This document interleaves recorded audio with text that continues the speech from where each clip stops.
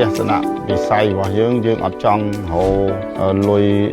អ្នកដែលវិនិយោគបន្ថែមគឺមានធនាគារអញ្ចឹងសម្រាប់ធនាគារហ្នឹងគឺគេត្រូវការទ្រព្យសម្បត្តិរបស់យើងអញ្ចឹងដោយសារទ្រព្យសម្បត្តិរបស់ខ្ញុំវាតិចតួចវាអត់សូវមានអញ្ចឹងអាហ្នឹងគឺយើងខ្ចីបានតិចមកប៉ុន្តែខ្ញុំមានក្បួនសម្រាប់នៃការខ្ចីអញ្ចឹងមានន័យថាខ្ចីហើយទោះបីតិចក៏ដោយច្រើនក៏ដោយប៉ុន្តែយើងព្យាយាមសងគេឲ្យទៀងទាត់ទៅអញ្ចឹងវាជាឱកាសមួយដែលយើងអាចខ្ចីគេថែមចុងក្រោយទ្រព្យសម្បត្តិខ្ញុំមានផ្ទះមួយល្វែងដែលដាក់ទៅដំបូងគេឲ្យ 3000 រហូតដល់គេឲ្យរហូតដល់ 30000 ផ្ទះដដែលស្អីដដែលប៉ុន្តែដោយសារ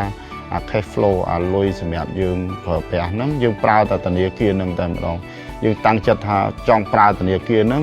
តាំងសេវាកម្មបើកប្រាក់ខែដាក់លុយចេញចូលអីទាំងអស់យើងប្រើធនាគារហ្នឹងតែម្ដងអញ្ចឹងថ្ងៃក្រោយទៅគឺយកអាហ្នឹងយកទៅដាក់ទៅមើលទៅគេថាអូគាត់ទៀងទាត់គាត់អីអញ្ចឹងយើងគាត់ផ្ដល់ឱកាសឲ្យយើងក្រោយមកគាត់យើងចេះបរិយាខ្លួនបានតិចមានទ្រព្យសម្បត្តិច្រើនឥឡូវខ្ចីដល់វល់លៀនណា